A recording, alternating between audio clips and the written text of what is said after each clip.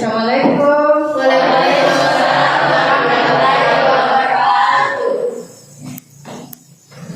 Kerja siap, Prof. Salam kepada Ibu Guru. Assalamualaikum warahmatullahi wabarakatuh. Waalaikumsalam warahmatullahi wabarakatuh. Duduk siap.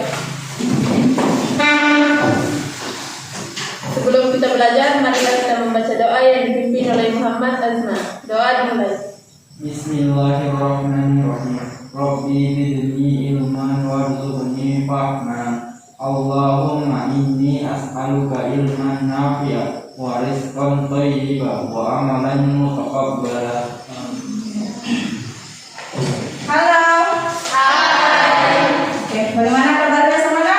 Alhamdulillah sehat luar biasa. Iya, alhamdulillah ya. Bagaimana puasanya? Puasanya? Oke, terima kasih kalau puasanya sudah lancar hari ini. Oke, kita ketemu kembali di tentunya ini pembelajaran setelah kita mengikuti pesantren Ramadan ya. Oke. Untuk hari ini kita belajar kimia, ya kan, kimia. Jadi saya minta anak-anakku semuanya sebelum kita belajar kimia, saya minta fokusnya dulu. Jadi semua hal tentang kimia ada di mejanya, tetapi yang tidak berkaitan dengan kimia silahkan disingkirkan. Ya, saya minta anak-anakku untuk duduk dengan tenang. Kita fokus dulu. Sudah siap ya? Kita fokus. Pusatkan perhatian untuk belajar kimia. Hilangkan semua gangguan-gangguan yang ada di pikiran kalian sebelum masuk di dalam kelas. Oke, sudah siap ya? Oke, jadi kalian sekarang fokus, tenangkan hati, pikiran, diri kalian. Oke, sekarang kita mengabsen ya. Siapa yang tidak hadir? Hadir semua. Seperti tadi 15 orang. Ini hanya 14. Siapa yang tidak hadir? Imelda Firdaus. Ya, kenapa Imelda Firdaus? Sakit ya. Ya. Jadi karena ada teman saya yang sakit, mari kita bersama-sama mendoakan temannya supaya bisa bergabung lagi dengan kita dan tentunya sehat ya. Oke. Nah, sekarang kita akan belajar materi yang baru yaitu tentang hidrolisis darah. Anak-anakku silahkan buka bukunya tentang hidrolisis darah. Nah, adapun tujuan pembelajaran yang ingin kita capai yaitu bahwa anak-anakku nanti mampu menganalisis, mampu menentukan mana garam yang dapat terhidrolisis dan mana garam yang tidak dapat terhidrolisis. Iya. Sebelum itu, kita akan ada perjanjian dulu bahwa setiap masuk bab baru kita akan mengubah kesepakatan kelas. Ya, menurut kalian ada tidak yang perlu diubah? Ada. Yang mana? Ada yang mau ditambahkan ya? Ya. Ini kan kesepakatan kelasnya kan? Ada beberapa yang mau ditambahkan. Jadi boleh ditulis apa saja yang ingin ditambahkan lalu ditempelkan kembali. Boleh berembuk, boleh masing-masing kalau memang ada yang ingin ditambahkan ya. Atau ada yang mau diubah, boleh. Kalau ada yang mau diubah dari sini boleh.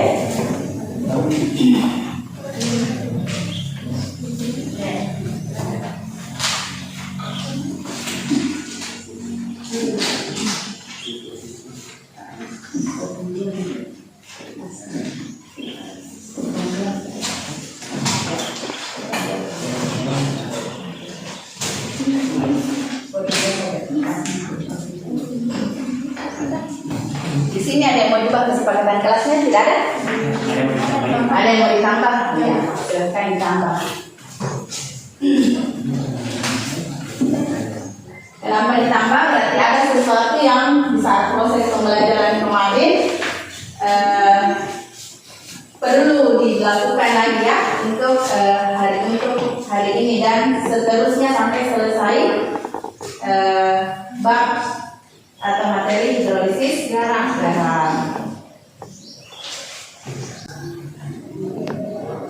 Sudah ya? Sekarang tempelkan di sini di atas di papan tanda-tandanya ya.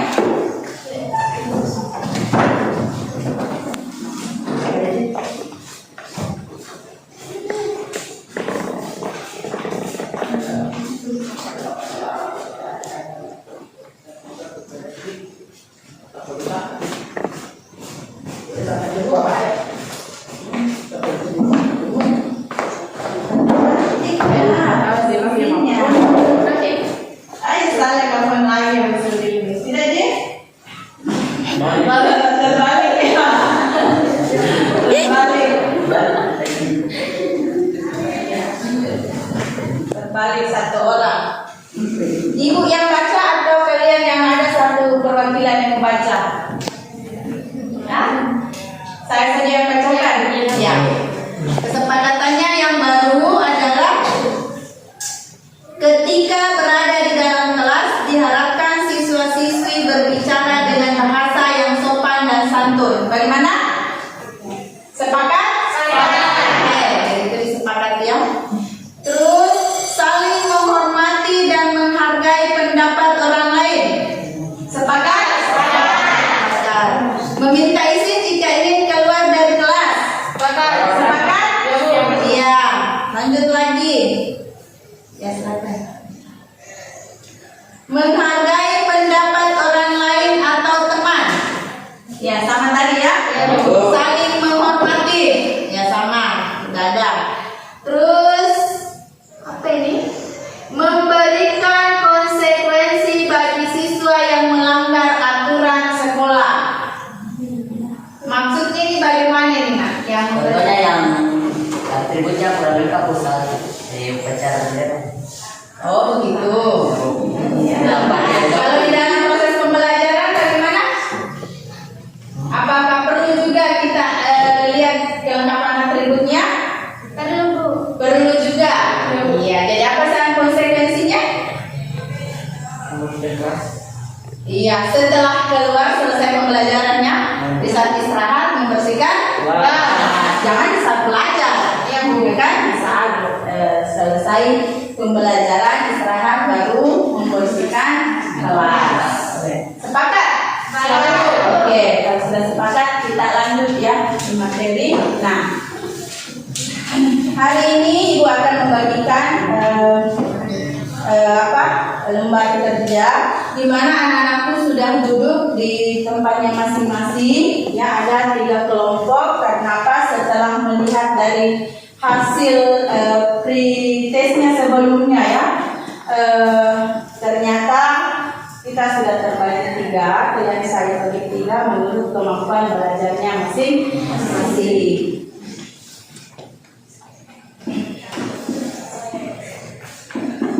Karena di sini banyak tidak tahu saya kasih gabungan.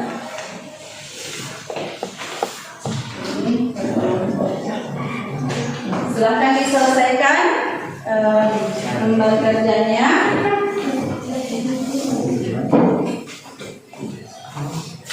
Ibu kasih waktu 10 menit bisa.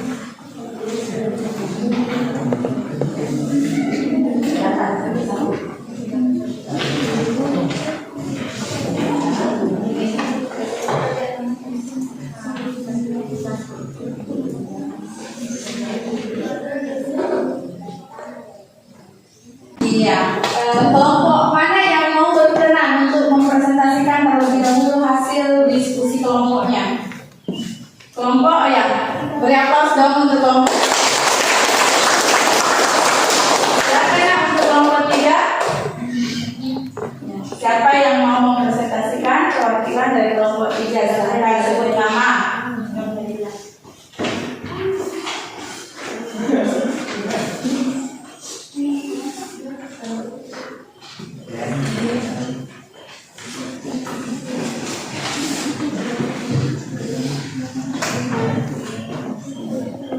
Assalamualaikum warahmatullahi wabarakatuh. Waalaikumsalam warahmatullahi wabarakatuh.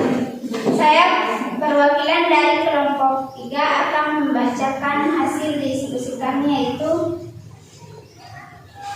nomor 1. Tuliskan dan jelaskan dua kemungkinan yang terjadi jika garam dilarutkan dalam air. 1. Ion positif atau kation. Jika suatu garam dilarutkan di dalam air, ada dua kemungkinan yang dapat terjadi, yaitu garam akan bereaksi dengan pelarut air atau mengalami hidrolisis dan membentuk ion H+. 2. Ion negatif atau anion. Jika suatu garam dilarutkan di dalam air, yang dapat terjadi yaitu garam akan bereaksi dengan pelarut air membentuk ion OH-.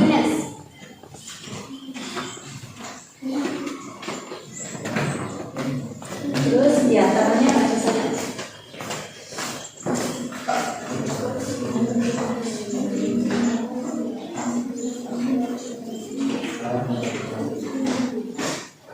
Dan bagian B yaitu nomor 1.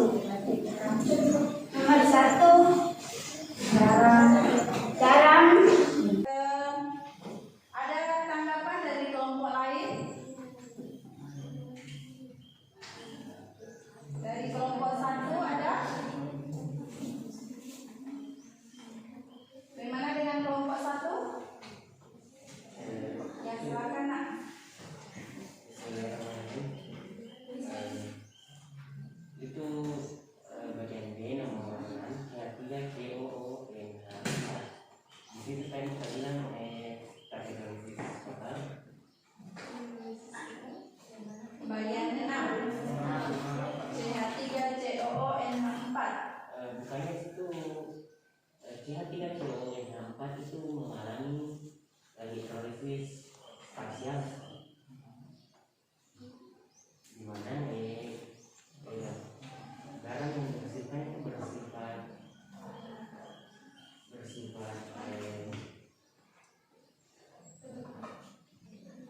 intinya itu CH3COONH4 mengalami hidrolisis parsial. Ya. Jadi itu tanggapan dari kelompok 1. Mau langsung ditanggapi atau minta lagi siapa tahu ada dari kelompok 2? Ada tanggapan juga dari kelompok 2?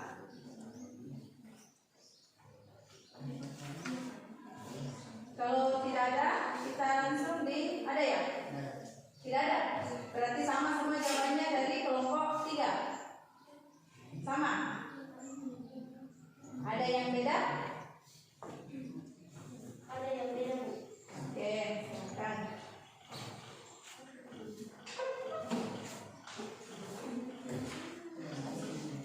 Assalamualaikum warahmatullahi wabarakatuh. Waalaikumsalam warahmatullahi wabarakatuh.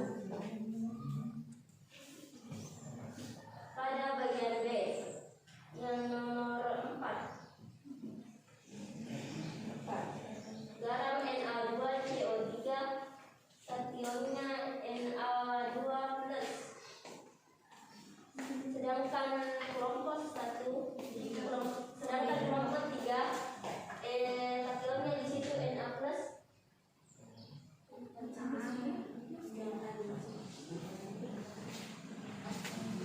Ya. Masih ada? Bagaimana bisa Anda mendapatkan Na+?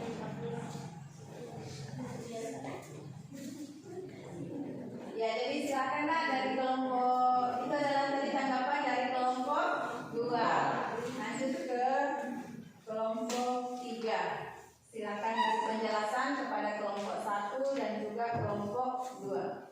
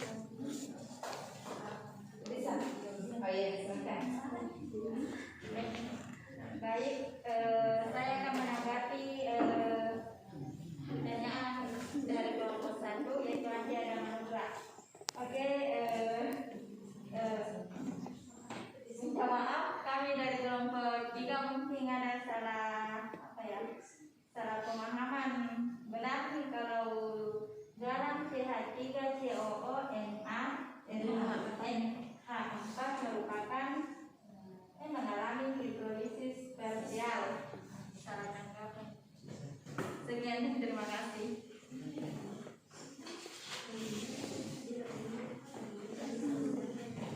Bagaimana? Kelompok 2?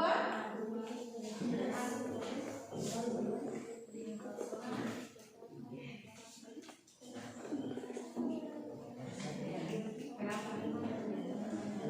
Ya katanya ada yang salah. Ya. Tanya.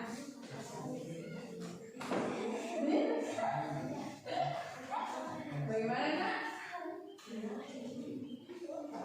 Bagaimana dari kelompok 2? Sepertinya kelompok 2 mau bicara. Tidak apa-apa, bantu temannya dari kelompok 3 juga tidak masalah. Boleh panggil dibantu ya, silakan dari kelompok 2. Waalaikumsalam warahmatullahi wabarakatuh. Pada bagian 6 CH3 COONH4 yaitu mengalami hidrolisis total karena pada garam tersebut bersifat asam lemah dan basa lemah. Berasal. Berasal dari Berasal asam lemah dan basa lemah. Ya, itu alasannya dari kelompok 2. Katanya dia di situ tetap hidrolisis total karena keduanya apakah itu CH3CO- ataupun NH4 plus itu garamnya berasal dari asam lemah dan basa lemah. Jadi ada dua pendapat di sini. Bagaimana?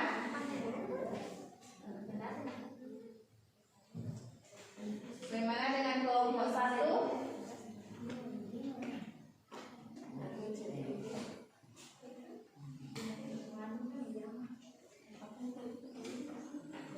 Sudah? Siapa yang mau menjelaskan atau ada bantuan dari kelompok 1? Boleh dibantu temannya di kelompok 3?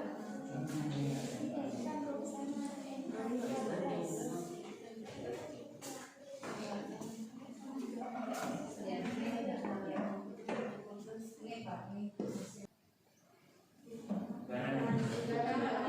Ya, silakan. Garam yang terbentuk dari asam kuat dan basa kuat. Garam yang terbentuk dari asam kuat dan basa kuat, dua-duanya kuat, maka tidak dapat terhidrolisis. Sudah paham? Sudah paham. Ya.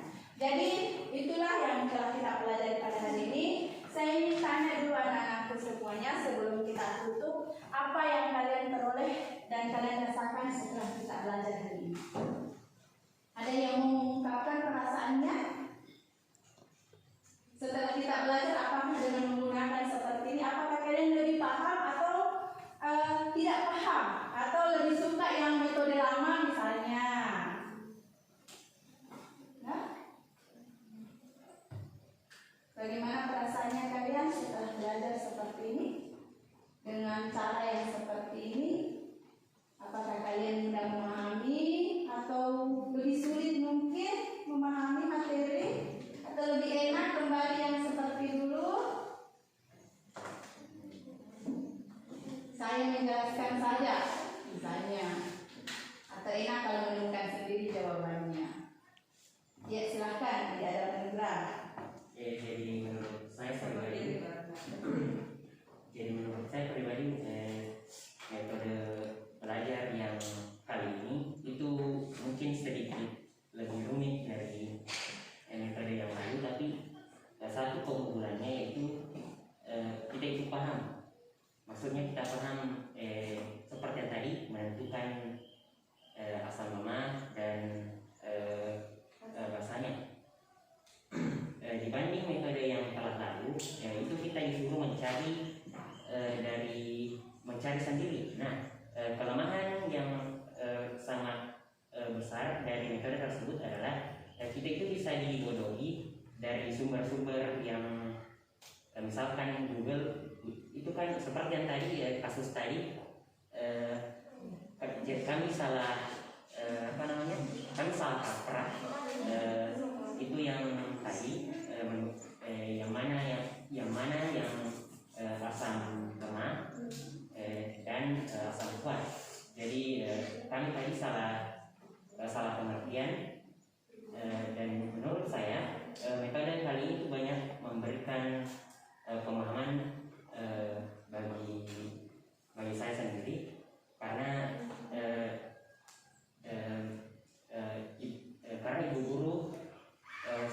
langsung itu memberikan penjelasan di atas di papan tulis. Jadi kita bisa mencatat, terus kita lebih mudah memahaminya. Sekian dan terima kasih. Iya, terima kasih. Nah, dari Bapak ada lagi yang lain yang ingin mengungkapkan perasaannya setelah belajar hari ini? Jangan malu-malu. Apa yang kalian sampaikan itu merupakan pembelajaran juga untuk saya. Jadi ketika kalian masih menyampaikannya, saya punya kekurangan, saya akan memperbaiki, kita akan memperbaiki untuk pertemuan berikutnya. Ada? Ada lagi? Tidak ada? Yang mana lebih suka pembelajaran yang saya kasih lembar kerja, mencari sendiri jawabannya, atau saya menjelaskan? Lebih suka begini? Iya. Kenapa? Kenapa? Ya? Bisa berpikir sendiri. Bisa? Sendiri dan bebas. Oh iya, bisa berpikir sendiri. Artinya mungkin temannya ini dia bisa mencari sendiri jawabannya. Dari hasil mencari sendirinya itu dia bisa lebih paham dibandingkan langsung saya memberikan penjelasan seperti itu ya. Iya. Jadi untuk hari ini terima kasih atas partisipasi anak-anakku semuanya, dan satu hal yang saya sangat apresiasi, kelompok 3 sebenarnya adalah sebuah kelompok yang di mana bukan berarti ada tinggi rendah pemahamannya, tetapi sebenarnya kelompok 3 kita tadi kelompokkan adalah teman-teman yang masih kurang paham tentang materi hidrolisis garam, ya. Dan ternyata setelah pembelajaran ini, dari proses diskusi ternyata kelompok 3 yang paling berani untuk menyampaikan hasil diskusi pertama kali. Jadi terima kasih dan berikan